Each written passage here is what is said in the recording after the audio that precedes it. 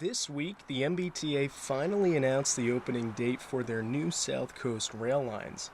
The long-awaited project is less than 2 months from reopening after 65 years.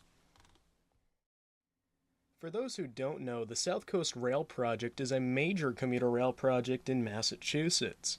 It is finally reconnecting 3 southeastern Massachusetts cities with passenger rail, long after the last New Haven commuter trains left the station decades ago.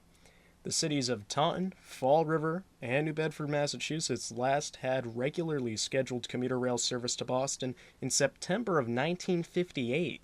Included in the South Coast Rail Project are 2 lines, the one to Fall River and the one to New Bedford.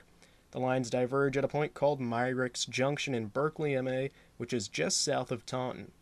North of here, the line connects with the already operational Middleboro Lakeville Line, which South Coast Rail is temporarily an extension of.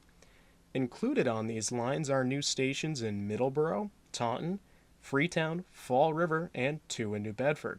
New Bedfords include Church Street Station and New Bedford Station, which is on the waterfront. For the historians, 2 of these platforms have been built on the same sites as where 2 of the stations were historically, those being Fall River and New Bedford stations. Be on the lookout for future videos specifically on these stations. The MBTA will be running multiple trains a day with a 90-minute ride from the South Coast cities to Boston. The New Bedford Light reported exact schedules are still being fine-tuned. Officials say they plan to run trains about every 70 minutes on weekdays, making 17 trips per day between New Bedford and South Station. Trains will run about every 120 minutes on weekends. There will be late-night service, with the last southbound trains leaving Boston around midnight. Fares are set at $12.25 each, but there will be reduced fares of $6 for certain riders.